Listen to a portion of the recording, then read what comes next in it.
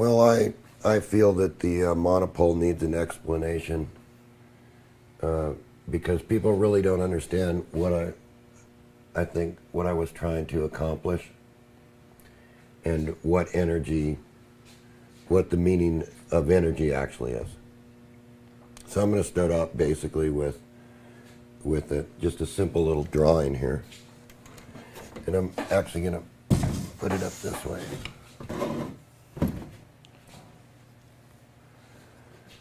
What I'm going to start out with is just a wheel and two simple magnets and both north poles. So we all know that if you want this wheel to spin, that you either have to put another magnet here to force this one away, or you have to put a magnet here to attract it in. So, but instead, what we want to do is we want to put a coil here. And we're going to sort of draw the coil like this.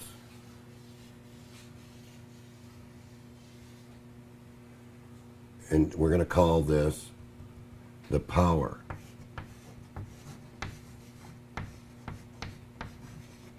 Power winding. We're going to call this the trigger.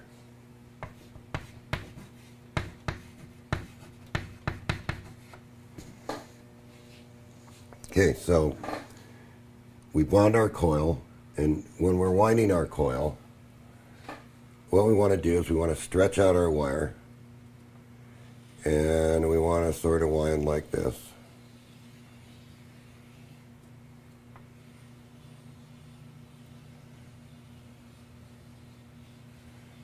So you're laying them out, and the drill's twisting them nice and tight.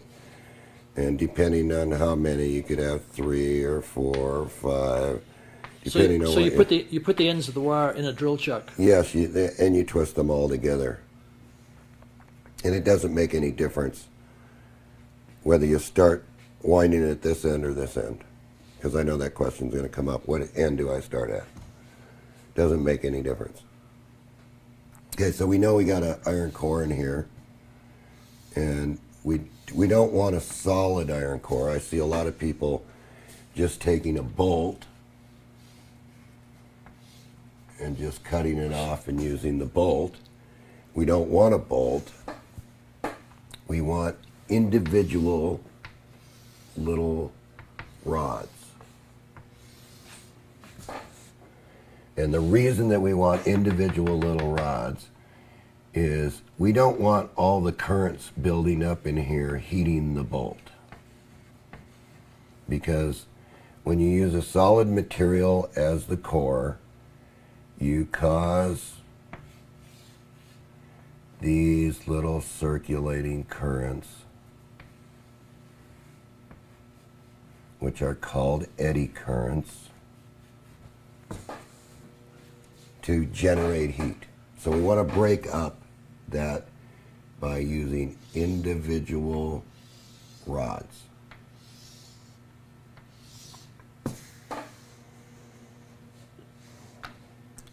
Okay, so. Sound okay?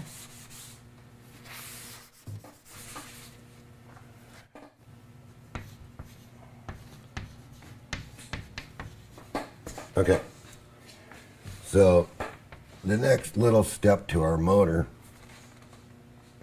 that we want to do is we want this machine to rotate. And when we talk about the monopole motor, we're not talking about a motor that can spin a water pump at Boulder Dam. We're talking about a motor that's going to be used as an energizer, because we're looking for a certain energy to come out of this motor and give us 23% mechanical.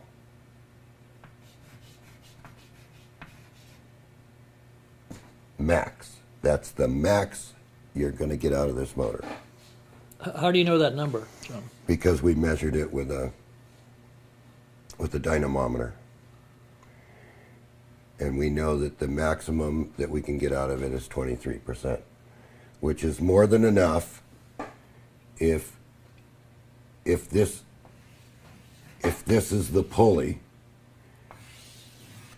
and there's a belt going from here to here, it's more than enough that it can drive something out here, whether it be contactors, whether it be, it could drive a water pump out here, but it has to be geared correctly, and this has to be at maximum speed. So we're not going to go into that. We're just going to go into the motor.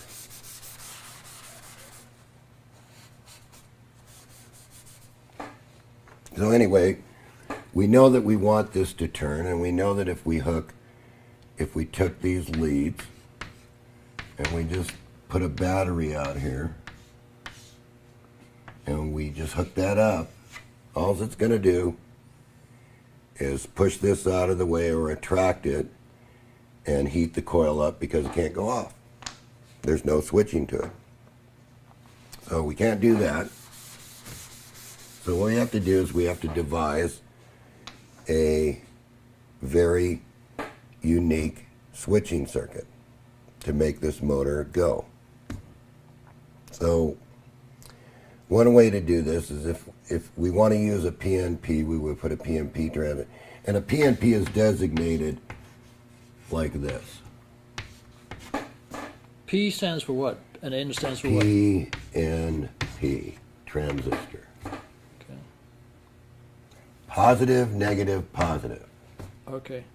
Okay? But we don't want to use the PNP because we want to be able to capture a different form of energy. We're not looking for the normal form of energy. We're looking for a different form of energy. We're looking for a form of energy that is basically currentless. We don't want any current. We want the current to build in here, but we want to shut this current off. We want this current to build a magnetic field, but we're going to shut it off right away. So, what we want to do is we want to use just a basic NPN transistor. And of course, in this loop, this is the ground. So, we know that we want to connect the battery.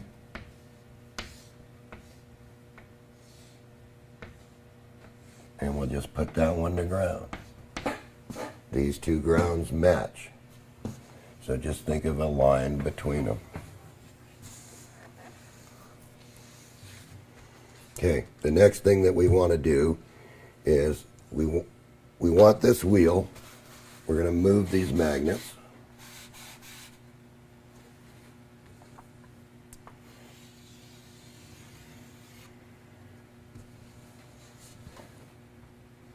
So if I move these magnets, we want, when the wheel moves, we want this magnet to be attracted to this iron. Now, as this magnet, which has a field around it,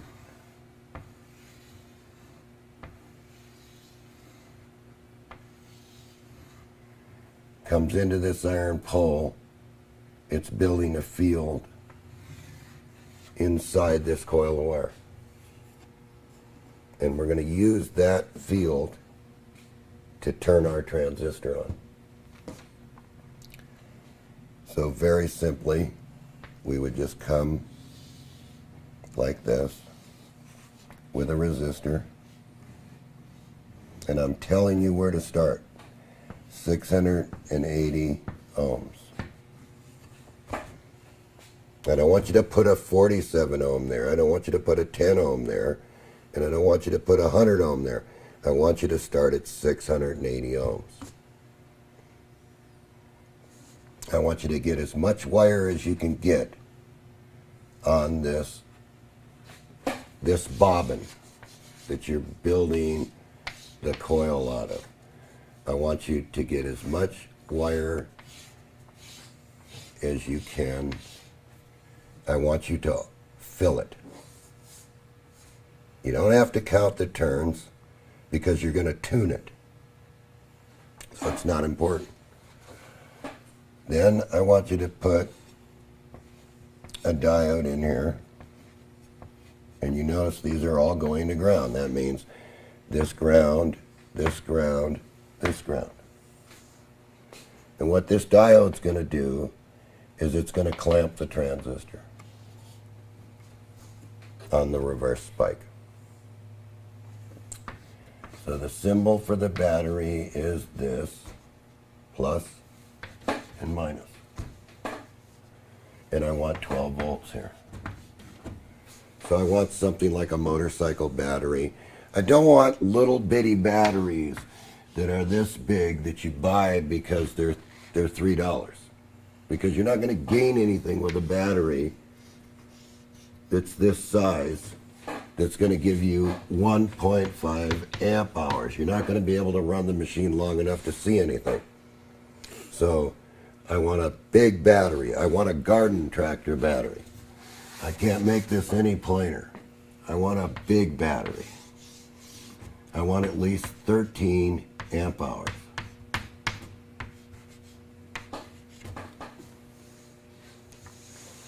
It's mandatory. And the charge battery, I want at least 13 amp hours. So, next step. Wait a minute, just to clarify, you want both batteries to be 13 amp I hours? want both batteries. Both. Right.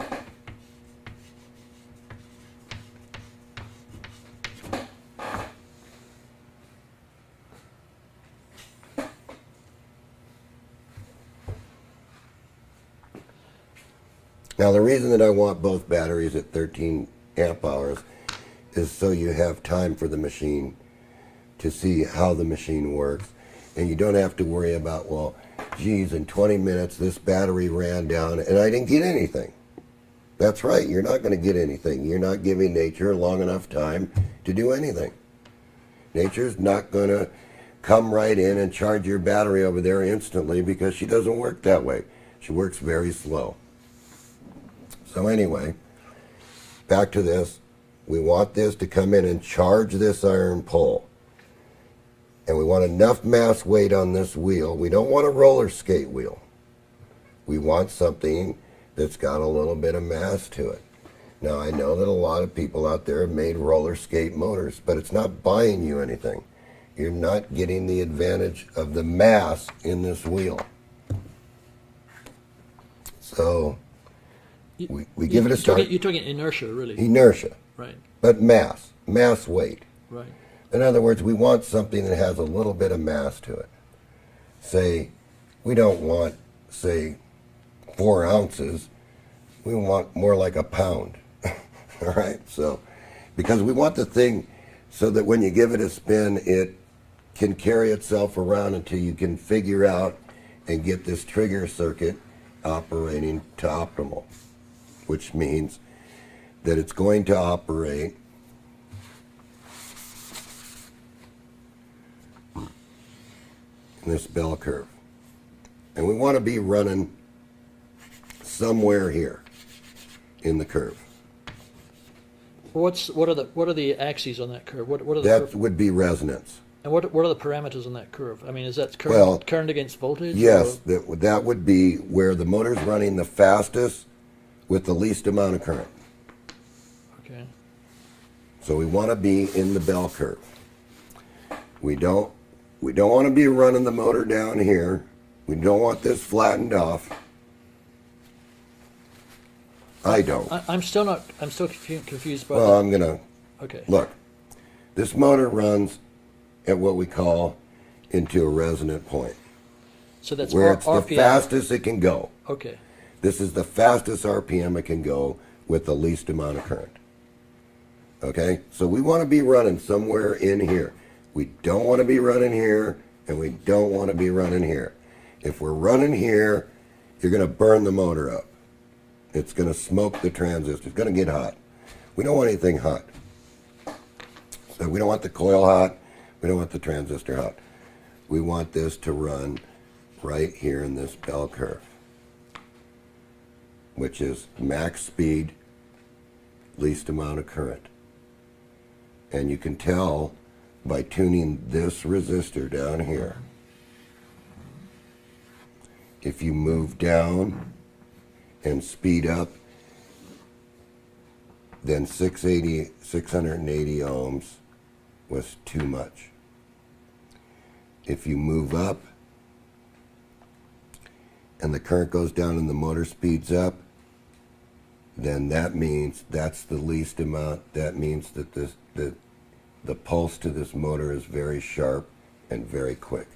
And that's where we want to be. We want to be at the very sharpest pulse we can get, the sharpest transient. So, the next thing is now we have our basic circuit. So what we have here is something that's waiting to be triggered. It's like a magneto. The magnet has to come in here, has to charge the iron, there has to be a discharge take place, transistor turns on, rotor gets kicked away. Okay, now a lot of people ask, well, what are the degrees of that? Well, this can vary on how many poles that you have. But a good rule of thumb is just take this point and watch the motor once it's tuned, and you'll find out that it's probably coming in, charging the iron, leaving, and firing right here. So it's after. It's after top dead center. And this can be anywhere from 2 degrees all the way to 23 degrees.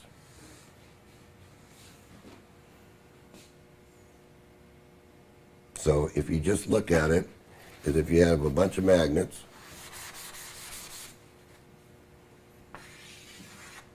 around here,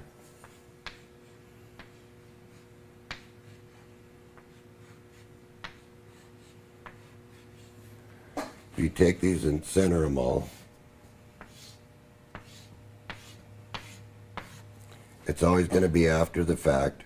So if the motor's turning this way, it's going to be over here. It's going to be over here. It's going to be over here. It's going to be over here. And so on.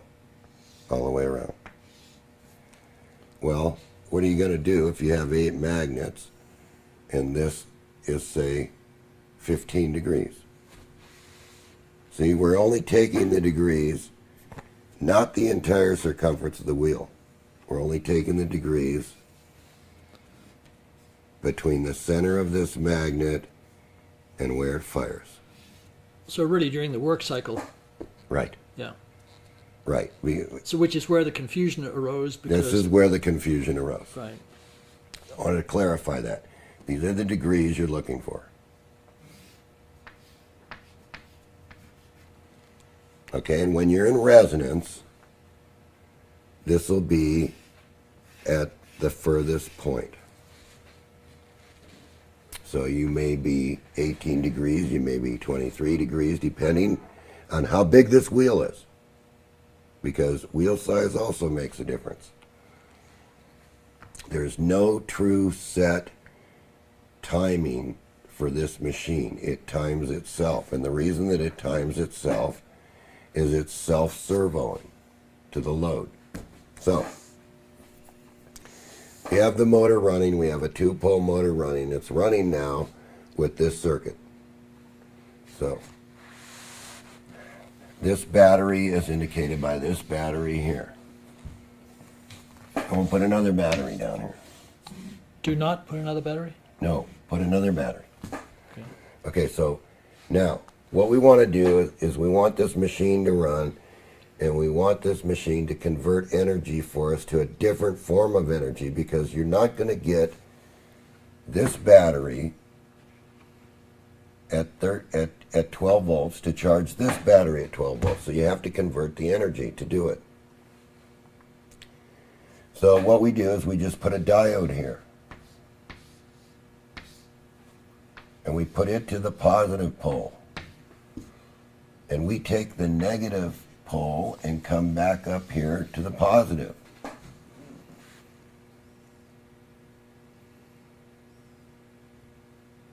See how that works? Yeah. So that's the second battery, right? That's the second battery. Right. Okay, so what's actually happening here is, if you really analyze the whole situation, is you're using a little bitty signal to build a 24 volt pulse because you have two 12 volt batteries.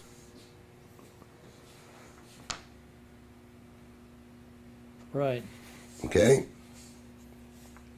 So, what we're looking for in this pulse, and sorry about the motor, what we're looking for in this pulse is something that sort of looks like this.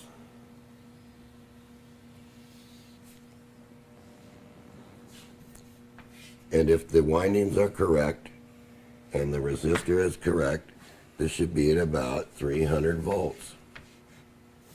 So this is the H wave? Yes. Not all will look like H wave because no one knows exactly what they're going to use for a core and what they're going to use for magnet. Now I'm going to make this one statement here. Do not use neo magnets. Use ferrite magnets. I've probably said this 1,000 times, and now I'm telling you, do not use the neo magnets because you're going to saturate this. This is going to be at the wrong distance between here and here, and you're going to fail. And that's all there is to it. You're just going to fail.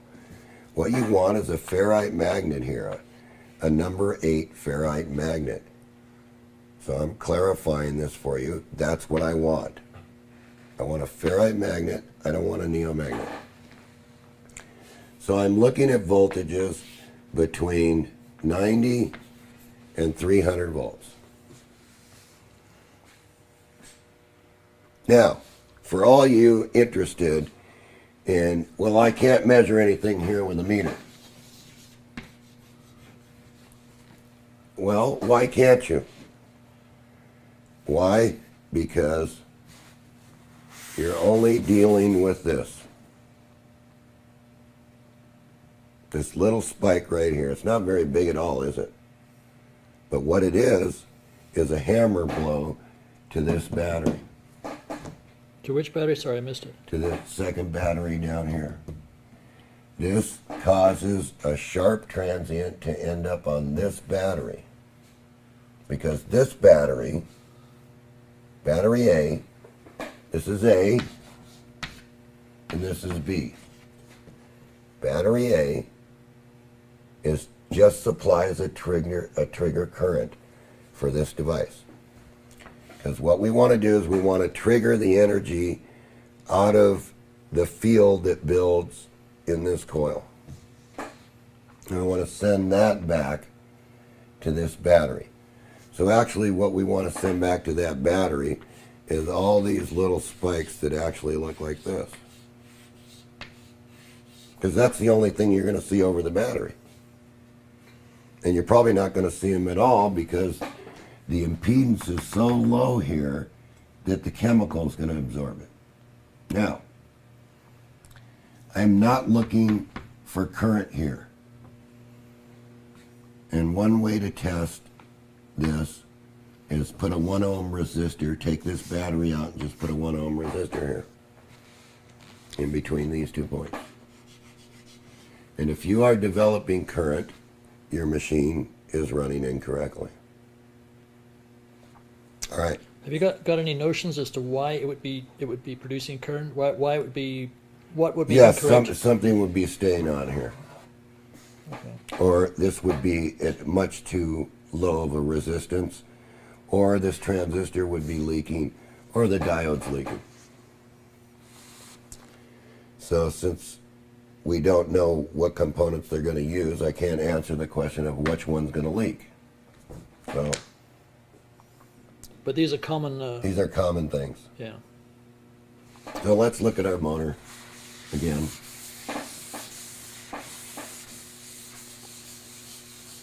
Let's look at the real motor.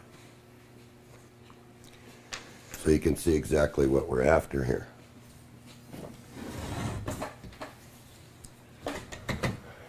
Okay, I'm just going to use the one that we built. I'm going to turn it sideways like this. I'm going to show you that if I disconnect the output battery, the signal that I'm looking for is right here. So that would be battery B you've just disconnected. Yes. I'm looking for this. I've got neon lights here so you can see the high voltage that I'm looking for.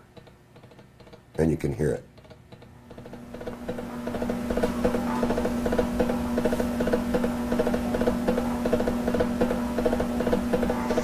Okay, now, notice when I walk around the machine, I want you to see here that the high voltage does occur. You see it here?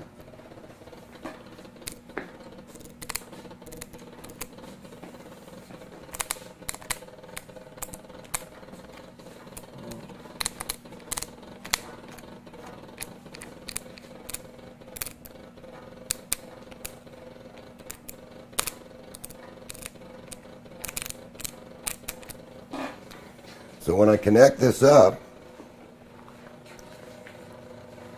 well, I'm going to demonstrate something to you first. We'll stop the motor.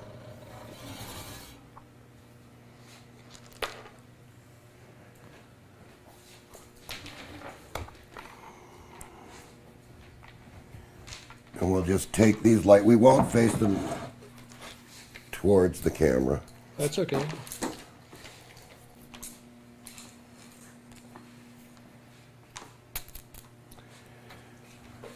This is a 13 amp hour battery, and that's what I want you to use on the machine to test and to find out how the machine works until you get it into sync. So what we're going to do is we're going to tell it, deplete this battery. So these are like 60 watts apiece on that 13 amp hour battery. And we want them to deplete it, so it might take us a few minutes to get them depleted. And then we're going to just charge them back up and hook the lights back up.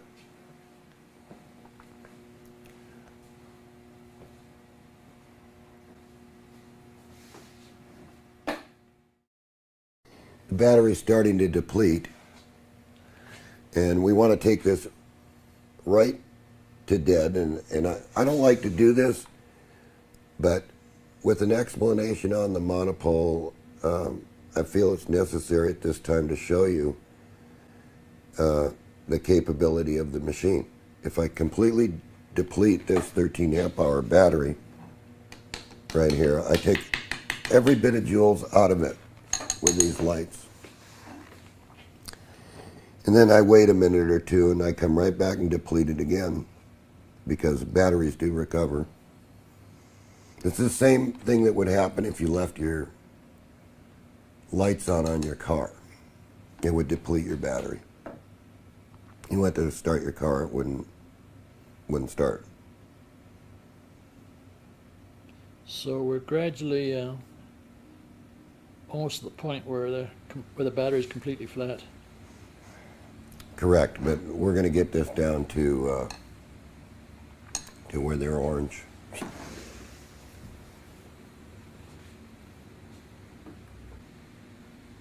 Just barely see them now. Mm-hmm.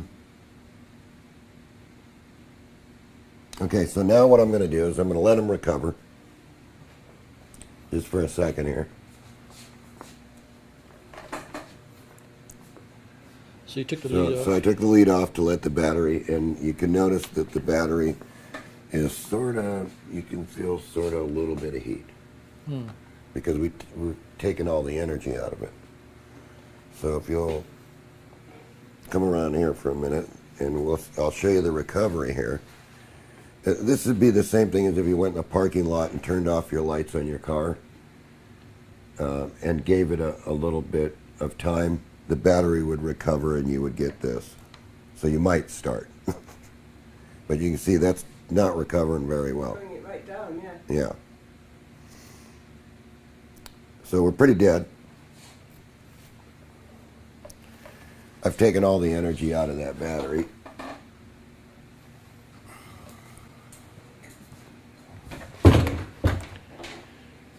And now I'm going to go back to my explanation once again that this energy right here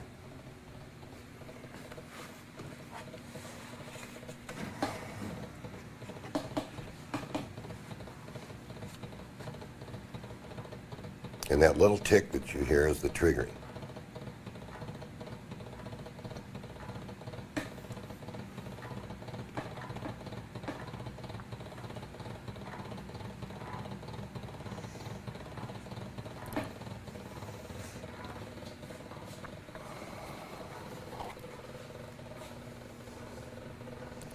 So now we're going to go ahead and I'm going to show you here that we're going to still get the same spark. See it? Yep. So now we're just going to put that on there and you notice that And that is, which battery is that, A or B? this is B. Okay. And you notice the lights have extinguished here. They're out. And that the motor's starting to accelerate. Because what is happening here is the motor is automatically adjusting to what the impedance of this battery is. So all these little spikes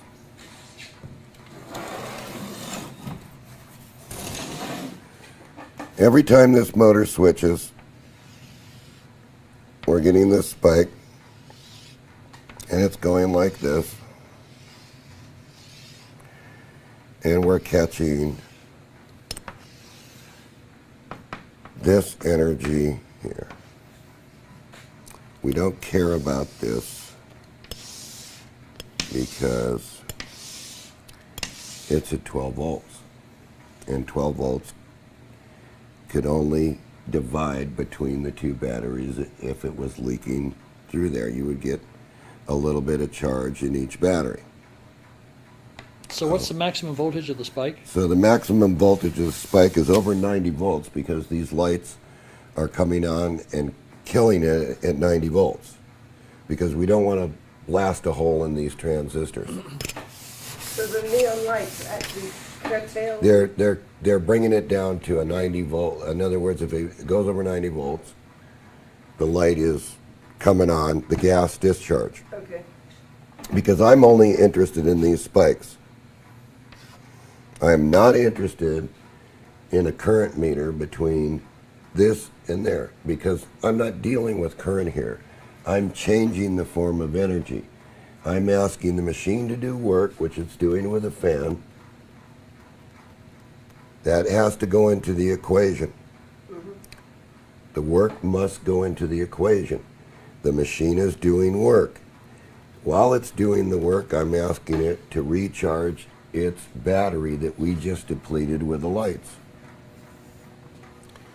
Now there's no other way around this. We've taken this battery, we've drawn all the power out. So this is not trickery. And because you can see if I take this lead off, the lights come back on. And look over here.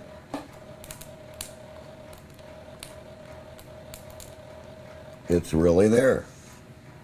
So now what I'm telling these spikes to do is go hammer the battery here and move the ions backwards as if the battery wasn't used.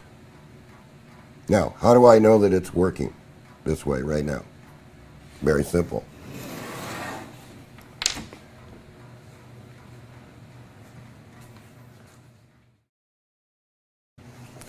Because that would never recover that fast in your car. Mm-hmm.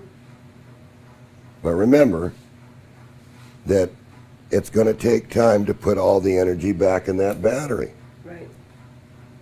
So this is how I know that it's working so far. I know that that battery over there is being depleted at approximately about 1/2 of an amp because that's where I have the machine set. It's a multi-pole machine. So we'll let it run for about 15 minutes and then we'll measure it out.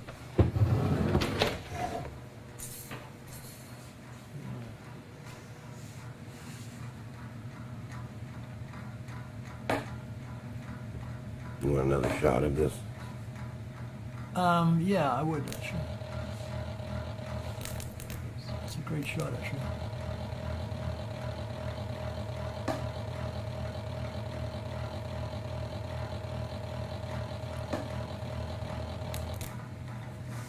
How's that? It's pretty good. That's good. One question, John, about the about these lights here. Mm-hmm. You say that they cut the voltage off at 90 volts. Yeah, they cut the voltage off When at 90 volts because we're protecting the devices if there's no battery on it. Yeah, my question is, when you buy these, I mean, is that in the specifications you say? Yes. You order, it's what, a 90 volt? No, it's just an NE2 neon bulb and they're 90 volts, they light. Okay. So it's a standard item off the shelf. You can see this is what I drew on the board. It's a multi-arrangement motor, meaning that there's a bunch of number 23 wire here for, I think, about 150 feet on this one. So the wires were stretched out, maybe a little bit more than that, maybe about 300 feet. How many wires are wound together there? Well, you see here you've got 1, 2, 3, 4, 5, 6, 7 devices. So 7 wires. So 8 wires, Oh, 8 because wires. you have one trigger circuit. And each one of these collectors is summed with a diode to a bus, and then that bus is right back off here. This bus is then to this positive pole, and then this negative pole is right back to the positive.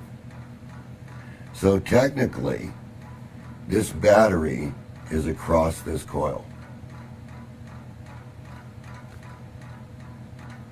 Is isolated by this coil. And the little purple things are the resistors? Yeah, these are the resistors, and of course these are 900 ohms. No, these are 470 ohms each. That's where this motor got into resonance. That's where it's running right now. So the value of those drives the resonance point.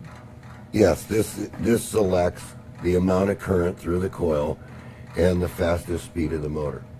And it's giving you, actually this was chosen to give you the least amount of current and the fastest speed. And I want to make that point again, that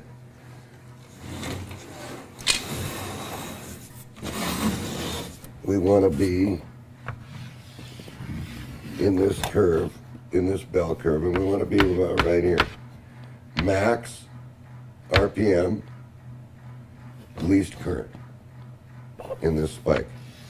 We don't want a real fat spike because that's current. We want to keep it towards the Tesla technology, which is impulse, which is just this.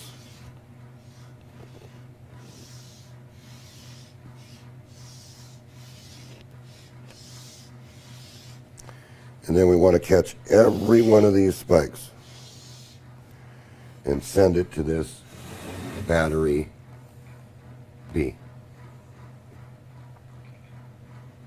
So we've been running about 4 minutes, I think, on this battery. But we've taken every bit of energy out of the battery. So we're asking this machine to recharge this battery very fast, which is not going to do, because to put all those joules back in there is going to take a certain amount of time at this level. But it's putting it back faster here than it's actually depleting here. Because remember, we're using battery A for the trigger. Now the other thing is that if you can get your motor to do this and you follow directions completely, where no neomagnets, no solid bolt for a pole piece, your motor will run like this. It's up to you to make your motor to run like this. You know, many times I've stated on all the groups that I don't want any neomagnets, so I don't bother asking those questions. I don't answer those questions for the simple fact that I've said 100 times that I don't want any neomagnets. It's not an, I can't afford to do that here. It has to be a ferrite number 8 magnet because we don't want to saturate this pole piece. If you saturate this pole piece, then the current's completely different in here. It takes too much for the motor to turn itself. I want this motor to turn as easy as possible with the most amount of torque. Like I'm torquing it right here, and so is the fan. And you can see I can torque and torque and torque with my fingers. And I can get it down to where it's a stall speed. But even at this torque, this is the torque range of the motor, be 1/3 of its RPM. That's about 23% there. Plus it's pulling the fan.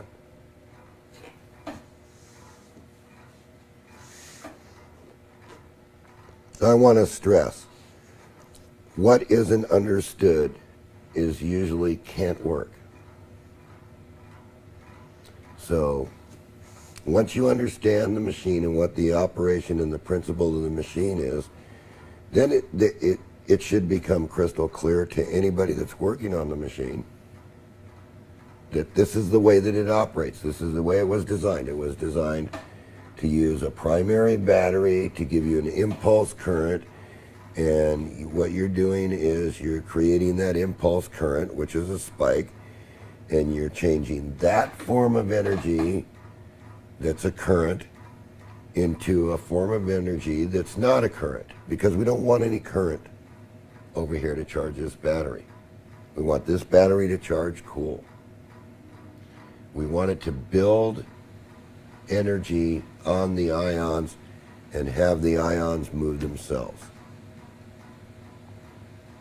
So again, I can't stress enough to you all that it's up to you to make it work. I've made this as clear as possible with most of the groups, and I've made this as clear as possible now on this video, that this is the way I want the motor built.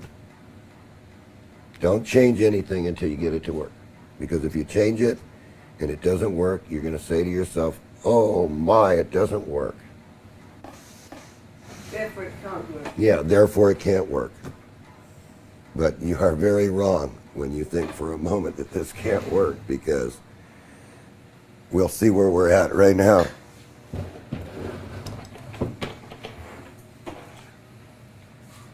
Now, what this actually is, and I want you to see here, load A is 0.4 ohms average.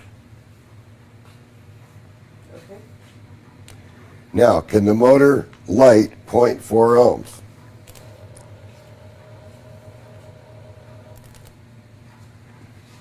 Do you see any light? Because there's no current. But look. Yeah.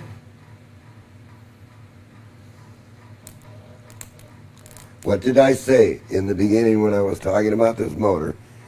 I said if you can drive, if you heat up the 1 ohm resistor, your motor's not working. So this is 0.4 ohms. So what exactly is your point? My point is that if there's any current in the output, it's not functioning properly.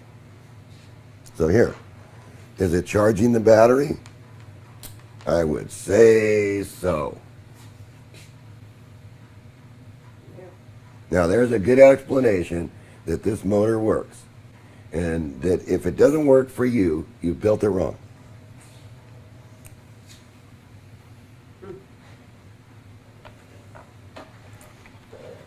That would start your car. That would start your car up enough Yeah. to get you started. So I want you people all to think about that out there. I want you to think about building a little motor with a little battery that if you depleted your car battery and left your lights on, you could go back in the restaurant and get yourself a beer or whatever you're going to do and start your little monopole motor and come out and start your car. Because it'll do it every time.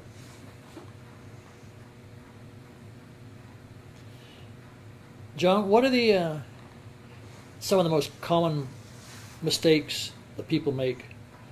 I mean, the top three, The top common five. mistakes are magnets, number one. The spacing, number two. Spacing between You what? want the spacing to be about the thickness of the magnet. See? I don't want to really stop it because I want to. No, I got it right I don't here. want to deplete them. I want it to go ahead and charge the battery, but I want it to about the spacing of these magnets. They're about Oh, the spacing Yeah. between the Yeah. magnet. Yeah. Okay. Yeah. Okay, not the spacing. Yeah. the spacing and the magnet space. The thickness of the magnet is about the space you want between the pole and the magnet. Right. Oh, you mean the Yeah, one where yeah, it stops yes, itself. right. And that will put you in the ballpark. You might have to adjust a little bit one way or another way. The next mistake people make is they start out with a 10 ohm resistor because they can't get it to spin because they use neomagnets.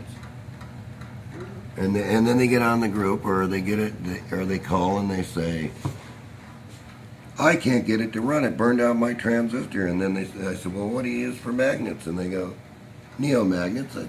That's a misconception because a neomagnet's not exactly what you want for this kind of motor. So, next What mistake. exactly is a neomagnet? A neomagnet is a neodymium iron boron magnet. One of these things. One of these tough little magnets over here. Okay. It's an iron boron magnet. It's known as the General Motors magnet. And we don't want this because this is an iron magnet. Neodymium. Yeah, Yeah. yeah. We don't want this kind of magnet. This kind of magnet, when you put it next to aluminum like this, it becomes magnetic. Okay. Okay, there's too many field lines, and it's going to saturate this core, and it's going to take a lot of current This is finished. to get this out. Okay, but one of the other questions that I get all the time is, well, it's a generator, isn't it? No, it's not a generator, because if it was a generator, I couldn't spin it like this and take the outputs and go like that. It wouldn't continue to rotate. It'd stop. You wouldn't get the sparks Right. either. I wouldn't get anything. If it was a generator, it was rotating this fast. You don't see any sparks at all. Right. But when you turn it into an energizer with the trigger,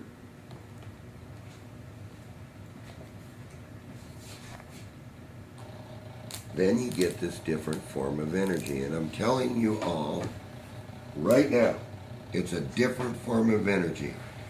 Battery A is not battery B. Battery B cannot go where battery A goes, because they're two different forms of charges. Battery B performs like battery A with lights, motors, inverters. So you could take an inverter with battery B and run it to A because it's the same kind of electricity. That's the other question that I get. The other question that I get is, why can't I use a bolt? Well, you can't use a bolt in here because you're gonna take the magnetic field and make it heat. It's going to require more current to make this machine operate at its resonant speed that you see it doing. So can I ask a question then on that little drum you've got there with the wire wrapped around it? Yes, the coil Yeah. Where are the rods down the middle? down the center of it. Down the hole? Yeah, the rods are as if it's actually a bobbin. Mm-hmm. And the rods are right through the center of this bobbin. Then they're sanded off. So they And go this is- through the this hole is- in the middle of the bobbin? Yeah, there's a plastic hole right here in the middle of the Right, bobbin. okay. And it's like this, it's molded. Right, okay. And then we want all our multi-strand wires, we want wound around this. Right, okay. So we want, So do you cram the center of that bobbin yes, with you, as many... as many as you can get in Okay. here, and then you glue them. Okay. And then you sand it off so it's nice and flat. Mm-hmm. So you get a flat mounting surface that you can mount to. Okay. And we want welding rod. We want iron rods, and the best Oh, thing, yeah, I see that. yeah, Yeah. the best thing to use is welding rod. Where do I get the welding rod? Well, you get the welding rod at a welding store, and you want the thinnest welding rod that you can get. And I think what you're looking at here is Lincoln Electric mild steel 1/16 by 36 R60. Believe me, 2 pounds of this welding rod is enough to do quite a few little motors. But you can see what it is. So for somebody starting from scratch, what sort of money are they going to have to outlay to get the welding rods and the If they want to build a good motor, and they want to use a bicycle wheel, and they want bearings, and they want to do it, like you see, just figure you're laying out $100 Okay, to learn. yeah. After you learn, then you can expand on the motor. But like I said, it's up to the individual that's building this motor, because some will build it with expertise. Some will build it in the mid-range somewhere, and some won't build it very well at all, and it won't rotate correctly. So another question, these are kind of like fuses, little neon lights? No, these are neon gas Right, discharge but lights. they effectively are like a fuse because a fuse will blow No, it. the neon light, How do they protect it? when the spike hits 90 volts, that neon light, right, has a gas in this tube, and it discharges and lights up. Oh, okay. And that's what you're seeing right here. So they're not protecting anything really, No, they're they're just, cutting off. they're cutting off, yeah. The limiters, voltage limiters. Yeah, they're Yeah. voltage limiters for the transistors, because we don't want the reverse spike to go back through the base circuit. So what we want is, when the second battery is disconnected, we want to limit this 300 volt spike to 90 volts. Right, okay, got it. See, because when the battery is disconnected, there's no way possible into the load that you could have any current. So therefore, if you don't have the current, you're not going to reach the 90 volts. The light's not going to light. So that shows you right there that you're not reaching any current level. Otherwise, it'd be lighting like this. Yeah. This impedance would have to be close to infinite for that to light. Have to be a battery that wasn't a battery. It'd be like taking this battery right here that has no solution in it and saying, please charge. It's not charging. No, because there's no impedance. So but this is protecting, it's limiting what the circuit's doing. Okay.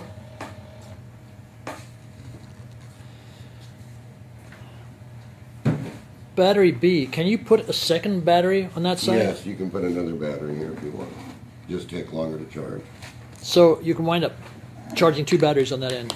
You could wind up 4. charging a whole bank of batteries if the machine was big enough and the trigger signal is correct. Okay. And this battery has enough amp hours in it to do it. And hypothetically, how Well, big? hypothetically, you've never seen a machine like this, Right. because this is the kind of machine where if you're looking at it as a toy or a fan in your living room, right? It's a kind of fan that's a regenerative fan, because you're not wasting any energy here. You're putting it over here. Right. Everything that's being thrown out into space, you're collecting, and you're not wasting a damn thing. So, you've never seen a machine like this. There has Right. never been a machine like this. You don't buy toys that come in those little boxes, and you put a battery in them, right? And as soon as your battery's done, you go and you say, "Dad, my battery's no good no more." Well, if they did the toy right, you could take this battery theoretically, and your toy would keep running. So you've never seen this kind of a machine anywhere. Maybe in a different planet somewhere. I don't know. Hypothetically, how big could this machine be scaled up to be? To a Ferris wheel size. Okay. Any size that your imagination would like to take you to, you could do it. You could probably, and by the way, this takes into the theory, where Tom Bearden says that a flashlight battery could run a battleship. It could, theoretically. Because all you're asking is for the trigger. Mm-hmm. So if I take a 9-volt transistor radio battery and I put it right here, well, I can still run this machine. And I've got a little battery that's this big. So anyway, we depleted this battery, and now we're going to check it because we drained it to 0. And to prove that the machine is actually charging the battery, we're going to disconnect. And once again, you can see the lights saying that the battery is disconnected from it. And you can see it here. Okay. Flash it again.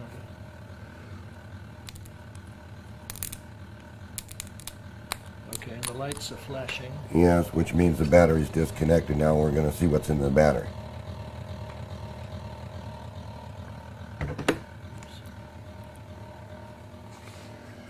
Okay, so we let our battery charge, and we had depleted this battery, and there we go. We have our battery back. So it's absolutely possible to recharge the battery with no current, because once again I'm going to do this. I'm going to take the leads from the motor and connect it to the lights.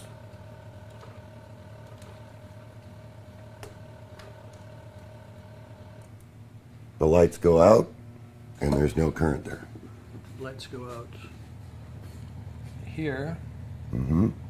And There's no light here. right. So therefore, there's no energy in current to charge that battery except for these small, minute spikes.